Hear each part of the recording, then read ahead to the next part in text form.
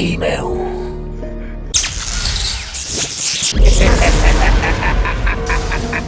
Classic explanation presents the wheeling. তো মুভিটার শুরুতে আমরা একজন জাপানিজ মানুষকে দেখতে পাই যে নিজের বড়শি দিয়ে একটি নদীতে মাছ ধরছিল। আর যখনই সে বড়শিতে টোপ লাগায় তখনই সিন শিফট হয় আর আমাদের দেখানো হয় জঙ্গু নামে একজন মানুষকে, আর তিনি একজন পুলিশ অফিসার। জঙ্গুর পরিবারে 4 জন মানুষ আছে, তার মা, তার ওয়াইফ এবং তার মেয়ে হিয়োজিন। জঙ্গু একদিন গভীর নিদ্রায় ঘুমিয়েছিল, কিন্তু তখনই তার কাছে একটা ফোন আসে আর ফোনে খবর পাওয়া যায় যে তাদেরই পাশের গ্রামে একজন খুন হয়েছে। জঙ্গু যখন সেই খুনের ইনভেস্টিগেশন করার জন্য পৌঁছায় তখন সে দেখে ওইখানে একটা না 2টো খুন হয়েছে, যার মধ্যে একজন ছেলে ছিল এবং একজন মেয়ে। মেয়েটি ছিল জিনসেং গ্রুয়ারের ওয়াইফ এবং ছেলেটির নাম ছিল চো। তখন ওইখানে থাকা সার্জেন্ট গঙ্গকে বলে এই মহিলাকে একটি ধারালো অস্ত্র দিয়ে কোপানো হয়েছে, কমপক্ষে 20 বার। আর পাশে যে ছেলেটির লাশ ছিল তাদের সন্দেহ যে তাকে অন্য কোথাও মারা হয়েছে এবং বস্তাবন্দি করে এইখানে আনা হয়েছে। আর যে খুন করেছিল, যে খুনি, সে কোথাও পালিয়ে যায়নি, সে এইখানেই বসেছিল। তার সারা শরীরে পচন ধরেছিল, তার সারা শরীরে র্যাশেস, ঘা পচায় ভর্তি ছিল, তাকে মানুষ বলে মনে হচ্ছিল না, আর সে নির্ভয়ে ওখানে বসে বসে ঝিমুচ্ছিল। যাই হোক, তারা তাকে এই অবস্থায় দেখে হসপিটালে ভর্তি করে দেয় আর তারা চলে যায় সেই স্থানে যেখানে চো নামে সেই ব্যক্তিকে মারা হয়েছিল। আর এইখানে এসে তারা জানতে পারে যে এই স্থানে তন্ত্র মন্ত্র, কালা জাদুর মতন অভিশপ্ত কোনো কর্ম করা হয়েছিল। আর সেইখানেই ঘরের বারান্দায় ঝোলানো ছিল এক গুচ্ছ ফুল, যেটাকে পুড়িয়ে ফেলা হয়েছিল আর দেখতে মানুষের মাথার খুলির মতন লাগছিল। এরপর সিন শিফট হয় আর আমাদের দেখানো হয় ডিয়ক জি নামে একজন লোককে, আর সে এসেছিল হরিণ শিকার করতে। আর সে যখনই ওই হরিণটিকে মেরে কাঁধে করার চেষ্টা করে তখন সে টাল সামলাতে না পেরে নিচে পড়ে যায় আর সেখানেই সে অজ্ঞান হয়ে যায়। কিছু সময় পর যখন তার জ্ঞান ফেরে তখন সে দেখতে পায় যে তার থেকে কিছু দূরে একটি অর্ধ উলঙ্গ মানুষ জানোয়ারের মতন সেই হরিণটির কাঁচা মাংস ছিঁড়ে ছিঁড়ে খাচ্ছে। এই সমস্ত কিছু ডিয়কজি পাথরের আড়াল থেকে লুকিয়ে লুকিয়ে সবকিছু দেখছিল, কিন্তু তখনই মানুষের মতন দেখতে সেই নরখাদকটি তাকে দেখে নেয়। ডিয়ক তৎক্ষণাৎ সেখানে কোথাও লুকিয়ে পড়ে, কিন্তু সেই মাংস খেকো খাদকটি তার উপস্থিতি টের পেয়ে তাকে খুঁজে বের করে আর তার উপর অ্যাটাক করে দেয়, কিন্তু ডিয়ক কোনোভাবে সেইখান থেকে বেঁচে যায়। আর তখনই সিন শিফট হয় সোজা পুলিশ স্টেশনে, আর সময়টা ছিল রাত। সেইখানে জঙ্গু ও তার কলিগ সেই জাপানিজ মানুষটির ব্যাপারে কথা বলছিল। জঙ্গুর কলিগ তাকে এইটা বোঝাচ্ছিল যে সেই মানুষ খেকো জাপানিজ লোকটি সেই হরিণ শিকারীকে কিভাবে খেয়েছিল, কিন্তু জঙ্গু তার কথা একটুকু বিশ্বাস করে না আর বলে যে আজকে হিয়ংগুকের ব্লাড রিপোর্টস এসে গেছে আর সেটা থেকে আমরা জানতে পারি যে সে নেশা জাতীয় কোনো মাশরুম খেয়েছিল, যার কারণে সে এরকম হয়ে গেছে। আর এইটা তার রক্তে খুব বেশি পরিমাণে পাওয়া গেছে, আর এই মাশরুমটি তার বাড়িতেও পাওয়া গেছিল। ঠিক তখনই সেইখানে পুলিশ স্টেশনে লাইন চলে যায়। তখন জঙ্গু তার কলিগকে টর্চ আনতে পাঠায় আর বাইরে চলছে প্রচণ্ড ঝড় বৃষ্টি। তখনই জঙ্গু হঠাৎ করে দেখতে পায় যে তাদেরই পুলিশ স্টেশনে গেটের বাইরে কি যেন দাঁড়িয়ে আছে। তারা দুইজনই প্রচণ্ড ভয় পেয়ে যায়, কিন্তু তখনই সং যখন বাইরে টর্চ নিয়ে আসে তখন আর সে তাকে দেখতে পায় না। এরপর দেখানো হয় পরের দিন রাত্রে, যেখানে এক দুর্ঘটনার কারণে বাড়িতে আগুন লেগে যায়। পুলিশ যখন ঘটনাস্থলে এসে ইনভেস্টিগেশন শুরু করে দেয় তখন সবাই জানতে পারে যে সেই মহিলাটি নিজেই নাকি তার বাড়িতে আগুন লাগিয়েছে। আর সেই মহিলাটি পাগলের মতন একে ওকে হামলা করতে শুরু করে। সেই মহিলাটির সাথে ওইখানে আর একজন ছিল, যারা দুইজনই পাগলের মতন একে ওকে হামলা করছিল। জঙ্গু যখন তাদের আটকানোর চেষ্টা করে তখন তারা দুইজনই তার উপর অ্যাটাক করে দেয় আর জঙ্গু ওইখানেই পড়ে যায়। আর আমরা একটা জিনিস লক্ষ্য করি যে হিয়ংগুকের শরীরে যেরকম ঘা পচড়া র্যাশেসে ভর্তি ছিল, তাদের দুজনের শরীরে সেই একই রকম র্যাশেসে ভর্তি ছিল। তাদের দুজনকে পিশাচের মতন ভয়ঙ্কর দেখাচ্ছিল। এরপর ওইখানে থাকা সবাই জঙ্গুকে ছাড়িয়ে দেয়। এরপর জঙ্গু দেখতে পাই কে যেন তার দিকে কুদৃষ্টিতে একভাবে তাকিয়ে দেখছে। এটা সেই লোকটা ছিল যাকে আমরা মুভির শুরুতে মাছ ধরতে দেখেছিলাম। আর ডিয়ক জি যখন হরিণ শিকার করতে জঙ্গলে যায় তখন ওই লোকটাই ছিল যে জানোয়ারের মতন নৃশংসভাবে হরিণের মাংস ছিঁড়ে ছিঁড়ে খাচ্ছিল আর ডিয়কের উপর অ্যাটাক করেছিল, কিন্তু ডিয়ক কোনোভাবে সেইখান থেকে বেঁচে ফিরেছিল। এরপর সিন শিফট হয় আর আমাদের দেখানো হয় পুলিশ স্টেশনে, যখন ওই দুইজন পিশাচের মতন দেখতে মানুষ জঙ্গুর উপর অ্যাটাক করেছিল তখন জঙ্গু মাটিতে পড়ে যায় এবং তার জামা কাপড় পুরোটাই নষ্ট হয়ে যায়। তখন জঙ্গুর মেয়ে হিয়নজিন তাদের বাড়ি থেকে নতুন জামা কাপড় নিয়ে আসে তার বাবাকে দেওয়ার জন্য এবং বলে, मम्मी ने आपके लिए साफ शर्ट और पैंट भेजी है। এরপর যখন হিয়নজিন তার বাড়ির দিকে রওনা দেয় তখন তার বাবা দেখে যে তার মেয়ের চুলের ক্লিপ পড়ে আছে নিচে। জঙ্গু যখন সেই ক্লিপটা মেঝে থেকে তোলে এবং হাতে নেয় তখন সে বুঝতে পারে যে আগের দিন রাতে ঝড় বৃষ্টির অন্ধকারে আমরা যে মহিলাকে দেখেছিলাম এইটা সেই মহিলাই ছিল যাকে আমরা একটু আগে ধরলাম। এরপর দেখানো হয় পরের দিন ভোরবেলার সকালে, যেইখানে গাছের ডালের সাথে আরেকটি মৃতদেহ ঝুলছে। পুলিশ যখন আবার ইনভেস্টিগেশন করার জন্য সেইখানে পৌঁছায় তখন তারা জানতে পারে যে সেইখান থেকে আরও 3টে মৃতদেহ উদ্ধার করা হয়েছে সেই পুড়ে যাওয়া বাড়িটা থেকে। আর ফরেন্সিক রিপোর্ট থেকে জানা যায় যে ওই 3জনের মৃত্যু আগুনে পুড়ে যাওয়ার কারণে হয়নি, তাদের প্রথমে চাকু দিয়ে ছিন্ন ভিন্ন করা হয়, তারপর নিজের বাড়ি ঘর সব জ্বালিয়ে দেয় এবং নিজেও আত্মহত্যা করে নেয়। এই সমস্ত কিছু শুনে জঙ্গু বলে, बाप रे, ये सब हो क्या रहा है? এরপর সিন শিফট হয় আর আমাদের দেখানো হয় যে জঙ্গু তার কলিগ বিয়ঙ্গিউর কাছে আসে এই কেসের ব্যাপারে কথা বলতে। তখন বিয়ঙ্গিউ বলে যে একদিন এক জাপানিজ মানুষ একটি মহিলা রেপ করেছিল আর তারপর থেকে সেই মহিলাটির সারা শরীরে ঘা পচড়ার র্যাশেসে ভর্তি হয়ে যায় আর সেও পাগল হয়ে যায়। বেশ কিছুদিন ধরে সেই মহিলাটা নাকি উলঙ্গ অবস্থায় ঘুরে বেড়াতো রাতের বেলায়, আর উনি সেই মহিলা ছিল যে বাড়িঘর জ্বালিয়ে দিয়েছে। উনি সেই মহিলা ছিল যে ওই 3জনকে মেরে নিজেও আত্মহত্যা করে নিয়েছে। এরপর সিন শিফট হয় আর দেখানো হয় পরের দিন, যেখানে পুলিশেরা ওই পুরো বাড়িটিকে ঘিরে সিল করে দেওয়া হয়েছে এবং জঙ্গু আর সাংকে এই বাড়িটিকে দেখাশোনা করার দায়িত্ব দেওয়া হয়েছে। কিন্তু হঠাৎ করে সেইখানে একটা মহিলাকে দেখা যায় আর সেই মহিলা ওই 2জন পুলিশ অফিসারের উপর একভাবে তাকিয়ে দেখছিল। মনে হয় ওই মহিলাটি তাদের 2জনকে কিছু বলতে চাইছিল। তখন জঙ্গু সাংকে বলে, তুমি এখানকার লোকাল ডার্মাটোলজিস্টের সাথে কথা বলো, দেখো হিয়ঙ্গুক আর তার ওয়াইফের কোনো পুরনো রেকর্ড আছে কিনা, কেননা আমার মনে হয় শরীরে ঘা পচড়া র্যাশেস এই কেসের সাথে কোনো না কোনোভাবে কানেক্টেড আছে। এই কথা শুনে সাং ওইখান থেকে চলে যায় সোজা হসপিটালে। আর এইখানে জংকে একা পেয়ে সেই অদ্ভুত মহিলাটা তার সামনে চলে আসে। জঙ্গু তখন ভয়ে ভয়ে তাকে প্রশ্ন করতে থাকে, তোমার নাম কি, তুমি কি এই পরিবারের কেউ হও? তখন সেই অদ্ভুত মহিলা জংকে সব সত্যি কথা বলতে থাকে যে ওই 3জন কিভাবে মারা গিয়েছিল। সে বলে একজন বয়স্ক মহিলা তার সাথে তান্ত্রিককে নিয়ে এসেছিল আর একজন ইয়াং লেডি তাদেরকে তাড়িয়ে দেয়, এই জন্য সবাই মারা যায়। এমনকি ওই অদ্ভুত মহিলাটি জঙ্গুকে সেই স্থানে নিয়ে যায় যেখানে ওই 3জনকে হত্যা করা হয়েছিল। সেই মহিলাটি জঙ্গুকে দেখায় তাদেরকে কোথায় এবং কিভাবে মারা হয়েছিল।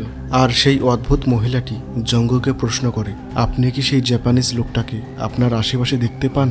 যদি দেখতে পান তাহলে সাবধানে থাকবেন, সবাই জানে সে কোনো মানুষ নয়, এক অভিশপ্ত পিশাচ বা প্রেতাত্মা। যারা যারা ওই লোকটিকে দেখতে পায় তারা বেশি দিন আর বাঁচতে পারে না। এই সমস্ত কথা শুনে জঙ্গু খুব বেশি ভয় পেয়ে যায় এবং তার কলিগ সংকে কল করে এবং তাড়াতাড়ি এখানে আসতে বলে। সঙের সাথে কথা বলার পর জঙ্গু যখন পুনরায় সেই জায়গায় যায় ওইখানে সেই মেয়েটিকে আর দেখতে পায় না। হঠাৎ করে সেই মেয়েটি উধাও হয়ে যায়। কিন্তু সবথেকে বড় ভয়ের বিষয় এটাই যে ওই মেয়েটি যদি ওই 3টে খুন এত কাছ থেকে দেখেই থাকে তাহলে সেই খুনিটা তাকে মারল না কেন? এরপর আমরা দেখতে পাই জং একটা ভয়ঙ্কর স্বপ্ন দেখেছে। সে দেখতে পাই ওই জাপানিজ মাংস খেকো লোকটি তার দিকেই এগিয়ে আসছে। তারপর আমরা দেখতে পাই জঙ্গুর মেয়ে হায়োজিনের এখন খুব শরীর খারাপ করেছে আর হঠাৎ করে তাদের ঘরের ছাদের উপর এক ভয়ানক শব্দ শোনা যায়। এরপর আমরা দেখতে পাই যে জঙ্গু এবং সাং সেই মার্ডার আর খুনের ব্যাপারে ইনভেস্টিগেশন করছে এবং ওইখানে নিউজ পেপারে লেখা ছিল যে জঙ্গলি মাশরুম কিভাবে মানুষের জীবন নিয়ে নিচ্ছে। ঠিক তখনই জঙ্গু সাংকে প্রশ্ন করে, তোমার কি মনে আছে বিয়াঙ্গু আমাদের একটা গল্প শুনিয়েছিল যে ওই জাপানিজ লোকটাকে হরিণের মাংস খেতে কে দেখেছিল? আর সং জঙ্গুর এই কথা শুনে তারা 2জনেই চলে যায় ডিয়কজির বাড়িতে। আর এই লোকটিকে মুভির শুরুতে আমরা দেখেছিলাম হরিণ শিকার করতে।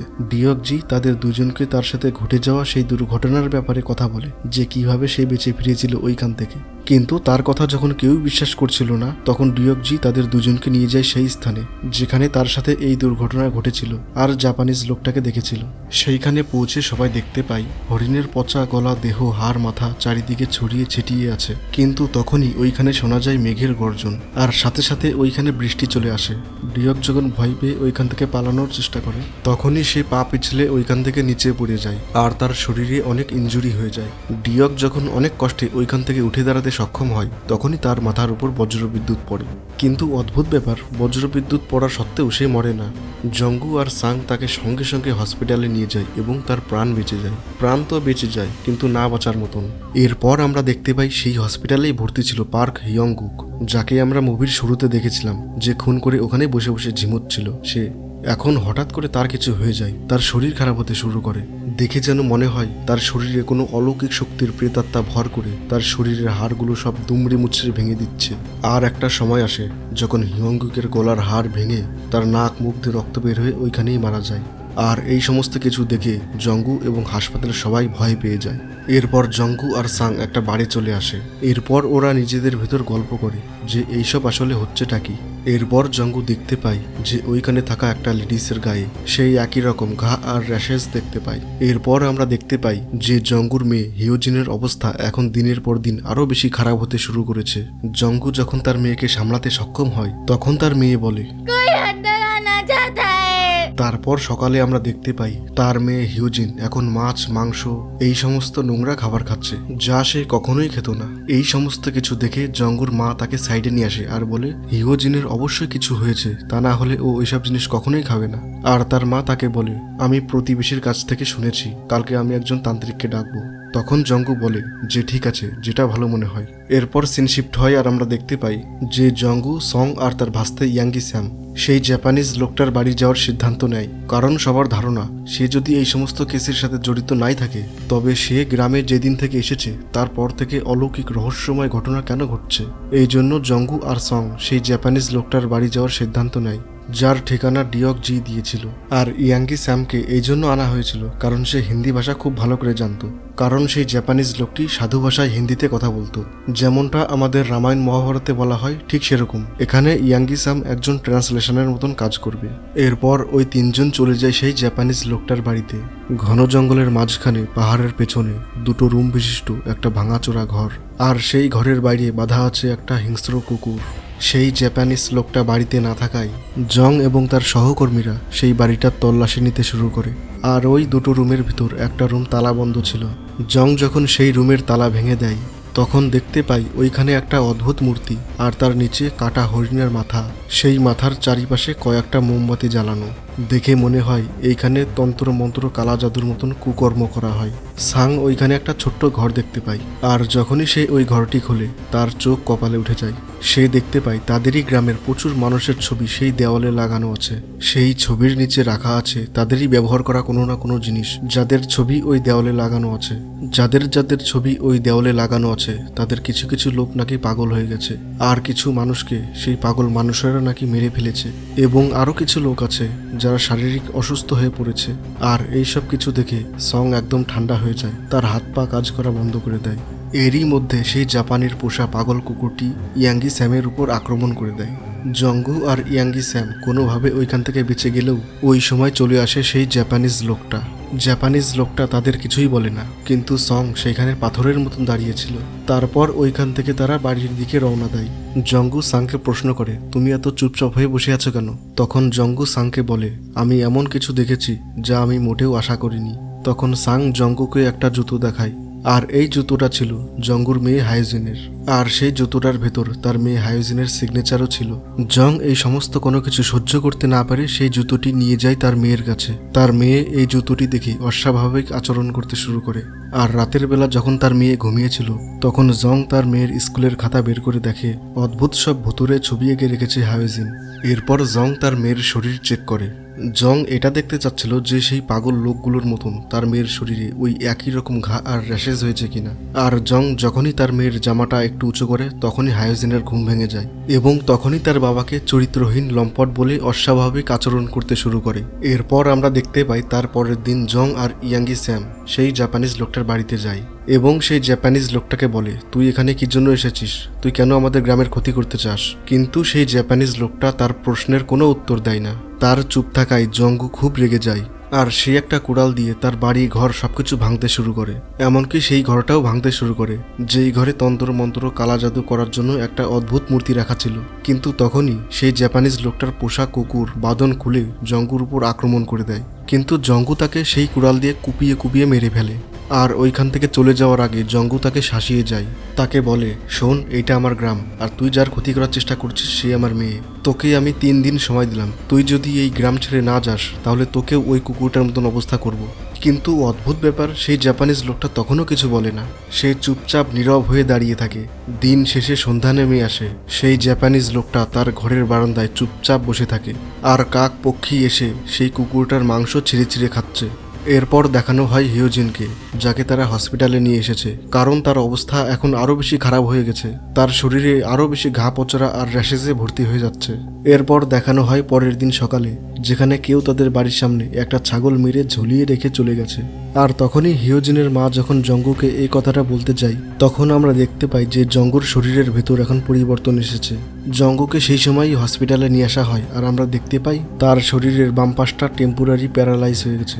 আর এইদিকে তাদের মেয়ে হিয়োজিনকে তাদেরই প্রতিবেশী কারুর বাড়িতে রেখে দিয়ে আসে। আর যখন তারা হসপিটাল থেকে ফিরে আসে, তখন দেখতে পাই যে ওই বাড়ির একজন সদস্যকে চাকু দিয়ে খুন করার চেষ্টা করেছে হিয়োজিন। আর তখন হিয়োজিন এত রক্ত দেখে নিজেও ভয় পেয়ে যায়। ঘটনাস্থলে পুলিশও ওইখানে চলে আসে ইনভেস্টিগেশন করার জন্য। তখন সাং আর জঙ্গু তাদের বাড়ির সামনে বসে নিজেদের ভিতর কথা বলে। সাং জঙ্গুকে বলে এই সমস্ত কিছু ওই জাপানিজ লোকটা করেছে। যবে থেকে ওই জাপানিজ লোকটার বাড়িতে গেছি, সেদিন থেকে শরীরের ব্যথা আর অদ্ভুত স্বপ্ন দেখতে পাচ্ছি। তারপর যখন সবাই বুঝতে পারে যে হিয়োজিন এখন পজেস, মানে সে এখন কোনো আত্মার বসে আছে, তখন তারা ইলগং নামে একজন তান্ত্রিককে ডাকে। আর সে এসে তাদের বাড়ির সাইডে একটা বড় মাটির হাড়ি ভেঙে ফেলে। দেখা যায় সেই মাটির হাড়ির ভিতর একটা কাক বা পাখি মরে আছে। তখন ইলগং তাদের বলে এইখানে একটা খুবই ভয়ঙ্কর আত্মার ছায়া আছে, আর সেই আত্মাটি তোমার মেয়ের শরীরের ভিতরই আছে। তারপর তান্ত্রিক হিয়োজিনের শরীর থেকে সেই প্রেতাত্মাকে বের করার প্রক্রিয়া শুরু করে দেয়। এরই মধ্যে হিয়োজিনের খুবই কষ্ট হয়, এবং যার কারণে সেই প্রক্রিয়া বন্ধ করা হয়। সেই তান্ত্রিক রিচুয়াল করার শেষে সবাইকে বলে যে সেই আত্মাটি খুবই ভয়ঙ্কর, এবং হিয়োজিন যেই জাপানিজ লোকটার সাথে দেখা করেছিল সে কোনো মানুষ নয়, এক ভয়ঙ্কর পিশাচ বা প্রেতাত্মা। আমি কালকেই সেই ভয়ঙ্কর প্রেতাত্মাকে হিয়োজিনের শরীর থেকে বের করার জন্য একটা অনেক বড় পূজা করব। এরপর সিন শিফট হয়, আর আমাদের দেখানো হয় যে তাদের গ্রামে আবার 3 জন খুন হয়েছে। এই খুনের সংখ্যা দিন দিন বেড়েই চলেছে। জানতে পারা যায় যে পার্ক চোন বে নামে একজন লোক তার স্ত্রী এবং তার পরিবারের 2 জন সদস্যকে মেরে পালিয়েছে। এরপর আমরা দেখতে পাই সেই জাপানিজ লোকটাকে একটা ভাঙা গাড়িতে মরা পচা গলা দেহ খুঁজে পাই, এবং যে মারা গেছিল তার জামার উপর লেখা ছিল পার্ক চোন বে। এখন ভয়ের বিষয় এই যে পার্ক চোন বে যদি মারা যায়, তাহলে তার পরিবারকে মারল কে? আর যদি পার্ক চোন বে মেরেই থাকে, তাহলে তার শরীরটা এতদিনের পচা গলা কি করে হলো? এর মানে এটা হতে পারে পার্ক চোন বে আজকে মারা যায়নি, সে মারা গেছিল অনেক দিন আগেই, এবং সেই প্রেতাত্মাটি তাকে মেরে তার শরীরে ঢুকে তারই বাড়িতে এতদিন ছিল, এবং সুযোগ বুঝে তার পরিবারকে মেরে চলে যায়। তারপর পার্ক চোন বের শরীরটাকে ওই গাড়িতে ছেড়ে দেয়। এরপর দেখতে পাই সেই জাপানিজ লোকটা বাজার থেকে 4টি মুরগি কিনে নিয়ে আসে। তারপর ঝর্ণার জলে স্নান করতে করতে কি সব মন্ত্র পড়তে শুরু করে। কিন্তু এখানে আমরা দেখতে পাই সেই জাপানিজ লোকটার উপর লুকিয়ে লুকিয়ে কে যেন নজর রাখছে, আর নজর রাখছিল সেই মেয়েটা যার সাথে জঙ্গু দেখা করেছিল সেই পুরো ভাঙা বাড়িতে। তবে কি মেয়েটাই সেই প্রেতাত্মা, নাকি সেই জাপানিজ লোকটা? তবে যাই হোক, এবার দেখানো হয় সেই তান্ত্রিক ইলকে, যে তার তন্ত্রবিদ্যার সাহায্যে হিয়োজিনের শরীর থেকে সেই প্রেতাত্মাকে বের করার চেষ্টা করছে। ঠিক সেম টাইমে দেখানো হয় সেই জাপানিজ লোকটাকে, যিনি ওই একই সময় তান্ত্রিক ইলের মতন সেম রিচুয়াল করছিল ওই কালো মুরগিগুলোর সাথে। এই রিচুয়াল করার সময় হিয়োজিনের অনেক কষ্ট হয়। আর এই দিকে দেখানো হয় সেই জাপানিজ লোকটাকে, যিনি একটা সাদা পোশাক পরে পার্ক চোনবির শরীরটাকে জীবিত করার চেষ্টা করছে। আর পার্ক চোনবির শরীরটা ওই গাড়ির ভেতরই ছিল। আর এই দিকে সেই তান্ত্রিকটা জোরে জোরে তার মন্ত্র পড়ছিল, আর একটা হাতুড়ি দিয়ে কিছু পেরেক ওই কাঠের ভেতর ঢুকিয়ে দিচ্ছিল। যেরকম ভাবে ওই তান্ত্রিকটা কাঠের উপর পেরেক ঢোকাচ্ছিল, ঠিক সেইভাবেই ওই জাপানিজ লোকটাকে কষ্ট পেতে দেখি। আর শুধু জাপানিজ লোকটাই না, হিয়োজিনও খুব কষ্ট পাচ্ছিল। এই প্রক্রিয়াটা চলতে চলতে আমরা একটা জিনিস দেখি, ওই জাপানিজ লোকটা প্রায় শেষ। এইদিকে হিয়োজিন তার বাবা মাকে বলে তাকে থামাও, তাকে বারণ করো। তার মেয়ের এত কষ্ট দেখে জঙ্গু ওইখানে থাকা পুজোর সমস্ত কিছু সরঞ্জাম ভেঙে ফেলে এবং তান্ত্রিক ইলকে চলে যেতে বলে। জঙ্গু তাদের সবাইকে তাড়িয়ে দিয়ে তার মেয়েকে নিয়ে হসপিটালে চলে আসে। এরপর আমরা দেখতে পাই সেই অদ্ভুত মহিলাকে, যে জাপানিজ লোকটার ঘরের বাইরে দাঁড়িয়ে আছে। এরপর দেখানো হয় পরের দিন সকালে, যেখানে জঙ্গু তার বন্ধুদের ডেকে সেই জাপানিজ লোকটাকে মারার জন্য একটা গাড়ি করে রওনা দেয়। এইদিকে জংরা যখন সেই জাপানিজ লোকটার বাড়িতে পৌঁছায়, তখন তারা দেখতে পায় যে পার্ক চোনবি, যে কিনা মারা গেছিল, সে আবার বেঁচে ফিরেছে, আর তার শরীরের ভেতর একটা ভয়ঙ্কর আত্মা প্রবেশ করেছে। পার্ক যখনই জঙ্গুর উপর হামলা করতে যায়, তখনই সে মাটিতে পড়ে যায় এবং মারা যায়। ঠিক সেইভাবে যেইভাবে হিয়ংগুক মারা গেছিল। এইদিকে সেই জাপানিজ লোকটা লুকিয়ে লুকিয়ে সবকিছু দেখছিল। তখন তাদের মধ্যেই কেউ একজন তাকে দেখে নেয় এবং তাকে ধরার জন্য দৌড়তে শুরু করে।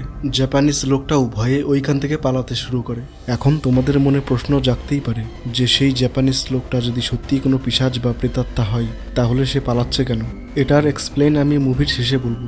এখন দেখা যায় সেই জাপানিজ লোকটা তাদের হাত থেকে বাঁচার জন্য একটা খাদের কাছে চলে আসে এবং সেই খাদ থেকে লাফ দিয়ে দেয়। এত উঁচু থেকে লাফ দেওয়ার পর সে তার পায়ে প্রচণ্ড আঘাত পায় এবং তার সাথে জাপানিজ দেখতে পায় সেই মেয়েটি আবার তাকে দেখছে লুকিয়ে লুকিয়ে। এরপর জং আর তার সাথীরা ওইখান থেকে চলে যায় সেই জাপানিজ মানুষটাকে খুঁজে না পেয়ে। এবং যেতে যেতে জঙ্গু তার ওয়াইফকে রাস্তায় ফোন করে এবং তখনই সামনে থেকে হঠাৎ একটা ট্রাক আসে। জঙ্গু যখনই গাড়িটা কাট মারে তখনই তার ব্যালেন্স বিগড়ে যায়। ঠিক সেই সময় পাহাড়ের উপর থেকে ভারী কিছু জিনিস উইন্ডশিল্ডের উপর এসে পড়ে। আর যখন তারা নেমে দেখে কি জিনিস ছিল ওটা, তখন দেখতে পায় সেটা আর কেউ ছিল না, ওই জাপানিজ লোক নিজেই ছিল যাকে তারা একটু আগে ধাওয়া করছিল। যখন এই জাপানিজ লোকটি ওই অদ্ভুত মেয়েকে ধাওয়া করছিল তখন হয়তো হোঁচট খেয়ে পাহাড় থেকে নিচে পড়ে যায় এবং জংয়ের গাড়ির সাথে লেগে যায়। জঙ্গু যখন দেখতে পায় এই লোকটি আত্মারা হয়েই গেছে আর আশেপাশে কেউ নেই, তখন সবাই মিলে সেই জাপানিজ লোকটাকে পাহাড় থেকে নিচে ফেলে দেয়। আর এই অদ্ভুত মহিলাটি পাহাড়ের উপর থেকে সবকিছু দেখে নেয়। আর এই দিকে দেখানো হয় তান্ত্রিক ইলকে। সে পাহাড়ের দিক তাকিয়ে বলে যে ইঁদুর শয়তানের জালে ফেসেই গেছে। এরপর দেখানো হয় তার মেয়ে হিয়োজিনকে, যে এখন পুরোপুরি সুস্থ হয়ে গেছে এবং তার বাবাকে জড়িয়ে ধরে। এরপর সিন শিফট হয় আর আমাদের দেখানো হয় যে সাং বক নামে একজন পুলিশ অফিসার, যে কিনা জংয়ের বন্ধু ছিল, সে তার পরিবার এবং বাড়িওয়ালাকে খুন করে মেরে ফেলেছে এবং সঙের শরীরেও সেই একই রকম ঘা আর র্যাশেস দেখতে পাওয়া যায়। এবং এইদিকে দেখানো হয় তান্ত্রিক ইলকে, যে কোনো কারণে জঙ্গুকে ফোন করছে। সে কিছু একটা বলতে চাইছিল জঙ্গুকে, কিন্তু জঙ্গু তার ফোন রিসিভ করে না, উল্টে কেটে দেয়। এরপর ইল জঙ্গুর বাড়ি চলে আসে এবং জঙ্গুর বাড়ির সামনে আসা মাত্রই তার নাক মুখ দিয়ে গল গল করে রক্ত বমি হতে শুরু করে। এবং তখন আমরা দেখতে পাই সেই অদ্ভুত রহস্যময় মেয়েটিকে। সেই মেয়েটি তাকে বলে, তুই এখানে কি করছিস, বেরিয়ে যা এখান থেকে। তখন ইল খুবই ভয় পায় এবং তার বাড়ি চলে আসে। আর বাড়িতে এসে ইলের যত যাবতীয় প্রয়োজনীয় জিনিসপত্র ছিল সব গাড়িতে প্যাক করে আর 9, 10, 11 হয়ে যায়। এরপর ইল যখন হাইওয়ের উপর চলে আসে তখন তার উইন্ডশিল্ডের উপর অনেকগুলো পোকা ছিটকে ছিটকে পড়তে থাকে। তার উইন্ডশিল্ড যখন পুরোটাই ঢেকে যায় তখন সে ভয় পেয়ে গাড়ির বাইরে চলে আসে। আর গাড়ির বাইরে এসে দেখতে পায় যে কিছুই নেই। মনে হয় কোনো এক অদৃশ্য শক্তি তাকে গ্রামের বাইরে যেতে দিচ্ছে না এবং সে পুনরায় আবার গ্রামের দিক ফিরে যায়। এবং যেতে যেতে সে জংকে একটা ফোন লাগায়। এবার জং তার ফোনটা তুলে নেয়। এবার ইল তাকে বলে যে আমার মস্ত বড় ভুল হয়ে গেছে, আমি অনেক বড় ভুল করে ফেলেছি। ইল জঙ্গকে বলে যে সেই জাপানিজ লোকটা কোনো আত্মা বা পিশাচ নয়, প্রেত আত্মাটি হলো সেই মেয়েটা যাকে আমি তোমার বাড়ির সামনে দেখেছি। তুমি খুবই শীঘ্রই তোমার মেয়ের কাছে যাও আর আমিও সেইখানে পৌঁছচ্ছি। জং তাড়াতাড়ি তার বাড়ি চলে আসে এবং তার মেয়েকে আর খুঁজে পায় না। খুঁজতে খুঁজতে জং যখন তার বাড়ির বাইরে চলে আসে এবং একটু দূরে চলে যায় তখন সেই অদ্ভুত মহিলাকে আমরা দেখতে পাই। সেই রহস্যময় মহিলাটা তাকে জিজ্ঞাসা করে, তুমি কাকে খুঁজছো, তোমার মেয়েকে? কিন্তু সে তো তোমার বাড়িতেই আছে। তুমি বেরিয়ে আসার পর তোমার মেয়ে বাড়িতে ঢুকেছে, কিন্তু তুমি বাড়ি যেও না। তুমি যদি এখন বাড়িতে ফেরত যাও তাহলে তোমার আর তোমার পরিবারের উপর বিপদ আসবে। চারিদিকটা কেমন যেন অন্ধকার আর নিস্তব্ধতা। জঙ্গু ভাবছে যে ওই মেয়েটাই হলো সেই প্রেতাত্মা, কিন্তু সেই মেয়েটা ওই জাপানিজ লোকটার কথা বলে। সেই মেয়েটা তাকে বলে, তোমার কি মনে হয় সেই জাপানিজ লোকটা মারা গেছে? একদমই না। সেই জাপানিজ লোকটা আজ রাত্রে তোমার মেয়ের শরীরে এক ভয়ঙ্কর প্রেতাত্মাকে প্রবেশ করাবে আর আমি তাকে ধরার জন্য একটা জাল বিছিয়ে রেখেছি। তুমি যদি এখন বাড়িতে চলে যাও তাহলে সবকিছু নষ্ট হয়ে যাবে, সেই জন্য এইখানেই দাঁড়িয়ে থাকো। আর সেই তান্ত্রিকের কথা একটুকু বিশ্বাস করবে না, সে তোমার মেয়ের কাছে যেতে বলবে কিন্তু একদমই যাবে না। এই সমস্ত কথা শুনে জং একদম ভয় পেয়ে যায়। সেই মেয়েটা আরো বলে, একটা মুরগি পরপর 3 বার ডাকবে, 3 বারের বার যখন ডাকবে তখন তুমি বাড়িতে যেও। এই সব কথা শুনে জং তখন সেই মেয়েটিকে বলে, তুমি যদি সত্যিকারের রক্ষাকর্তা হও তাহলে আমার মেয়েকে প্রথমে কেন বাঁচালে না? এরপর আমরা দেখতে পাই হায়োজিন তার বাড়িতে চলে এসেছে আর হাতের কাছে যা পাচ্ছে তাই খাচ্ছে। এইসব দেখে বাড়ির সবাই ভয় পেয়ে যায় এবং সবাই বুঝতে পারে যে হায়োজিন এখনো পজিস্ট আছে। তারপর দেখতে পাই সেই তান্ত্রিক ইল জংকে ফোন করেছে এবং তাকে বলে যে সেই মহিলাটাই হলো সেই প্রেতাত্মা। তুমি যদি এক্ষুনি বাড়ি না যাও তাহলে তোমার মেয়ে সবাইকে মেরে শেষ করে দেবে। তখন সেই মেয়েটি বলে যে সেই তান্ত্রিকও তার সাথে মিলে আছে, এখন মুরগিও 2 বার ডেকে ফেলেছে। কিন্তু তখনই জং দেখতে পায় তার মেয়ের ক্লিপ সেই মেয়েটির পাশে। হোয়াট নট দ্য লিস্ট, যারা যারা খুন হয়েছে এবং যারা যারা পাগল হয়ে গেছিল তাদের সব ভিকটিমের কোনো না কোনো জিনিসপত্র তার কাছে ছিলই। এখন জঙ্গ তার মেয়ের ক্লিপ সেই মেয়েটির পাশে দেখে একদম শির হয়ে যায় যে ওই মেয়েটি হলো সেই প্রেতাত্মা। তখন জঙ্গ তার ঘরের দিকে দৌড়তে লাগে। তখনই সেই মেয়েটা তার হাত ধরে নেয় এবং চিৎকার করে বলে, তখনই হিয়োজিন খেতে খেতে তার চোখ একটা চাকর দিকে যায় এবং অন্যদিকে দেখানো হয় ইয়াঙ্কি স্যামকে, যে খুঁজতে খুঁজতে সেই জাপানিজ লোকটার সামনে চলে আসে এবং দেখতে থাকে যে তাকে পাহাড় থেকে ফেলে দেওয়ার পরেও তার মৃত্যু হয়নি। তারপর জং যখন তার বাড়িতে পৌঁছে যায় তখন আমরা দেখতে পাই যে সেই মেয়েটি গাছ, ফুল আর দড়ি দিয়ে যে জালটি পেতে রেখেছিল সেটা শুকিয়ে যায়, ঠিক সেই রকমই যেরকমটা একটা ভিকটিমের ঘরে দেখেছিলাম। এখন জং যখনই ঘরের ভেতরে প্রবেশ করে তখন দেখতে পাই যে তার মা এবং তার ওয়াইফকে মেরে ফেলেছে হিয়োজিন। এরপর দেখানো হয় ইয়াঙ্কি স্যামকে। সে তখন জাপানিজ লোকটাকে বলে যে আমি তোমার আসল স্বরূপ দেখতে চাই, তুমি কি সত্যি কোনো পিশাচ বা প্রেতাত্মা না মানুষ? তখন সেই জাপানিজ লোক তাকে অদ্ভুত গলায় বলে, এই দেখো আমার হাত আর আমার শরীর। ভূত প্রেত পিশাচদের কখনো অস্থি থাকে না, আর না কোনো প্রেত বা পিশাচের মাংস থাকে, কিন্তু আমার মধ্যে তুমি সবকিছু পেয়ে যাবে, মাংস, পেশি আর রক্ত দুটোই। আর এইদিকে দেখতে পাই হিয়োজিনও তার বাবাকে মেরে ফেলেছে। এরপর ইয়াঙ্কি স্যাম তাকে জোর গলায় বলে যে তোমার আসল স্বরূপ কি বলো আমাকে। তখন সেই জাপানিজ লোক একটা ক্যামেরা বের করে এবং স্যামের ছবি তুলতে শুরু করে। আর ছবি তুলতে তুলতে সে একটা ভয়ঙ্কর পিশাচে পরিবর্তিত হয়ে যায়। তখন সেই পিশাচ স্যামকে বলে, ये है मेरा स्वरूप, यही मैं हूँ। আর সম্ভবত সেই পিশাচটা স্যামকেও মেরে ফেলে। এরপর সিন শিফট হয় আর আমাদের দেখানো হয় পরের দিন সকালে, যেখানে হিয়োজিনো বাকি সব ভিকটিমদের মতন তার বাড়ির বারান্দায় এসে ঝিমোচ্ছে। এরপর আমরা দেখতে পাই সেই তান্ত্রিক ইলকে, যে জংয়ের বাড়ি এসে তাদের মৃতদেহের ছবি তুলে চলে যায়। আর যখন সে গাড়িতে ওঠে তখন তার হাত থেকে সেই সুটকেসটা পড়ে যায়। আর আমরা দেখতে পাই যে যারা যারা মারা গেছে তাদের সবার 1 কপি 2 কপি করে ছবি তার কাছে আছে। আর এই ছবিগুলো থেকে প্রমাণিত হয় যে সেই তান্ত্রিক ইল ওই জাপানিজ লোকটার সাথে মিলে কাজ করত, আর ওই জাপানিজ লোকটাই পিশাচ ছিল। এবং এইখানেই মুভি শেষ হয়। আর আমিও এখানে বুঝতে পারছি তোমরাও কনফিউজ হয়ে গেছো যে মুভিতে আসলে হলোটা কি। তো ডোন্ট ওয়ারি, আমি তোমাদের সব কনফিউশন দূর করে দিচ্ছি। প্রথমত সেই জাপানিজ মানুষটা একটা খারাপ আত্মা ছিল এবং সেই রহস্যময় মেয়েটা ছিল একটা ভালো আত্মা। এবং তান্ত্রিক ইল ওই জাপানিজ মানুষটার সাথে মিলেছিল, তারা দুজনে মিলে কাজ করত। তারা দুজনে মিলে সেই সব গ্রামের মানুষের মধ্যে অশুভ প্রেতাত্মাদের প্রবেশ করাতো, যার কারণে তারা পাগল হয়ে তার পরিবারকে শেষ করে দিত। সেই অশুভ আত্মাদের প্রবেশ করানোর কয়েকটা স্টেপ ছিল। প্রথমত সেই জাপানিজ ম্যান তার ভিকটিমের কোনো জিনিসপত্র নিয়ে আসবে, তারপর ওই ভিকটিমের শরীরে ঘা, পচড়া, র্যাশেস হওয়া শুরু হয়ে যাবে। এরপর সে অদ্ভুত ব্যবহার করবে। তারপর সেই রহস্যময় মেয়েটা ওই আক্রান্ত পরিবারের মানুষটিকে সাহায্য করার জন্য লেগে যাবে।